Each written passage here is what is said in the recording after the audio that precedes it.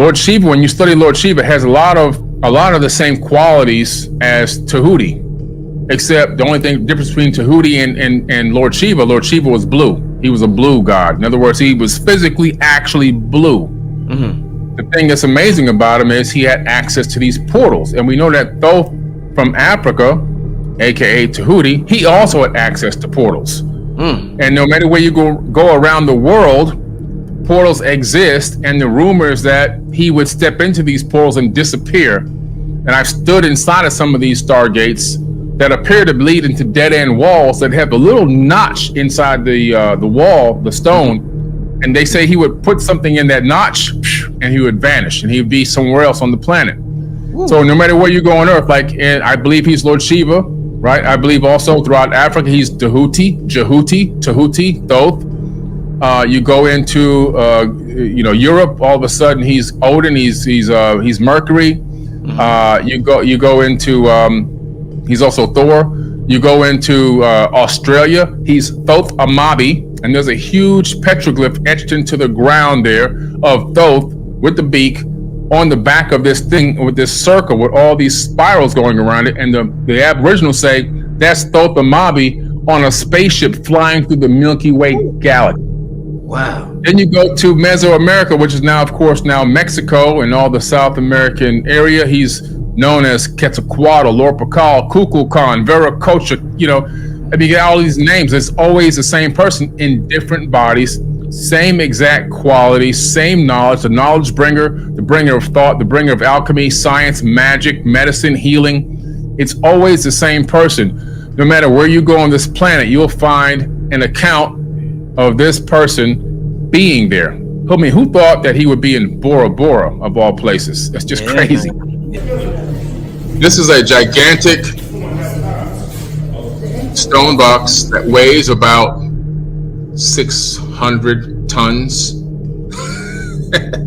Yeah, that one right there. And then the lid probably weighs about 400 tons. All right, that was just that one. Let me go to another one.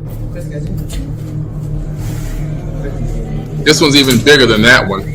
The lid was already open. If the lid is open, it was because somebody opened it, but it wasn't anybody in modern times. We can't open the lids to these things because the way they're designed, they're almost hermetically sealed.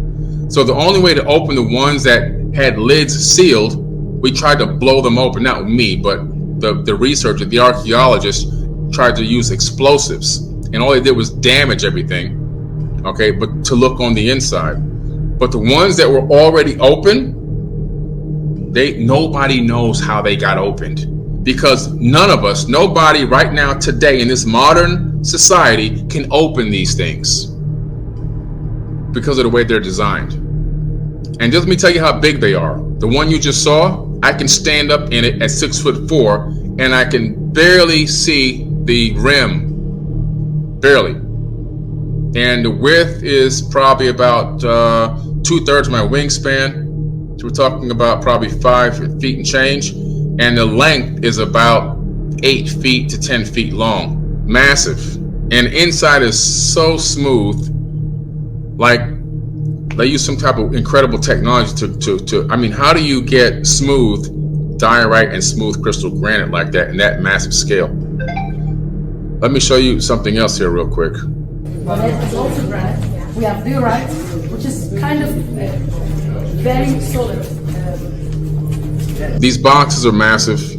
This is an actual rejuvenation chamber. You're looking at it inside of a hall. There's many halls down there. I think there's, I don't know how many were down this particular one, but there's definitely more than a dozen. Okay? And each one has one of these megalithic boxes. That particular box was about 1,000 tons. That's crazy numbers.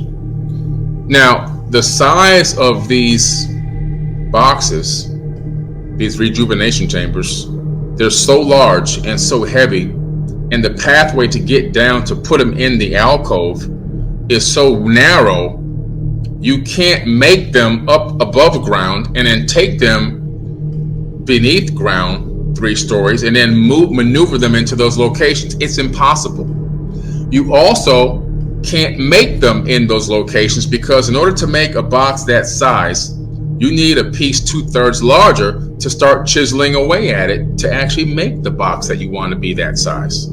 Again, that means you're trying to maneuver an even bigger piece of stone down there. It's not going to happen. There's only two ways to do those, to get those in there.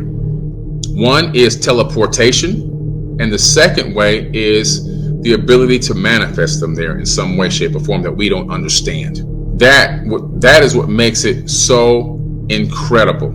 And the fact that I'm the only person to discover these two locations as being linked to the halls of Amenti. We talk about anti-gravity a lot, and Thoth talked about utilizing anti-gravity. Obviously, I only read a small piece, but the way that he's creating this anti-gravity is via cymatic frequencies. He talks about using frequencies to levitate objects and to also manifest matter in the third dimension. He talks about utilizing photons and cymatics together to create solid matter. Now, just only a few years ago, scientists right here on this planet Earth, human beings, just discovered a way to create solid matter from what? From light and frequencies. We just finally accomplished that just recently. So what Thoth is talking about 36,000 years ago that sounds like magic, guess what? It's basic peer-reviewed science now. Let's take a look at how frequencies can actually elevate stones or levitate stones.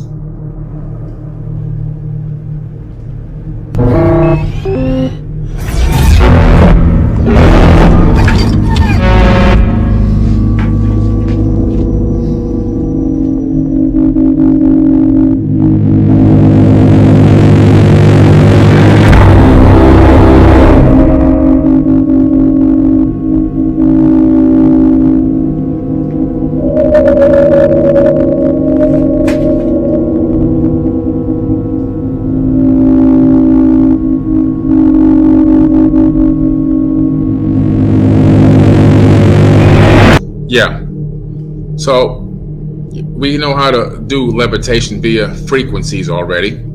There's a famous stone. It's on the Shamash tablet, where Shamash is an Anunnaki god teaching human beings the power of anti-gravity utilizing frequencies. I've made many posts about it that have went uber viral over the years. Over the last 8 years, it's gone viral so many times when I repost it. He's literally showing magnetic fields, an oscillator, and also a cymatic frequency. We know the exact frequency he's utilizing because he shows us the frequency pattern.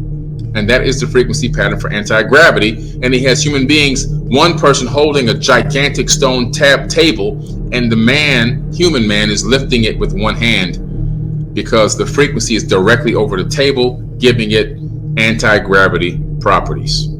Right now today, in science, if you look this up, you'll discover this is accurate. They can take a skin cell from you. That skin cell, they can then, under the right laboratory conditions, cultivate it into a stem cell. Then they can cultivate that one stem cell into groups of stem cells. From that, they can turn those groups of stem cells into a synthetic embryo. They can then take that synthetic embryo, which is a copy of you, and grow it to any age specified. And then the next step is to be able to transfer your mind into your new avatar body. That's being worked on right now today.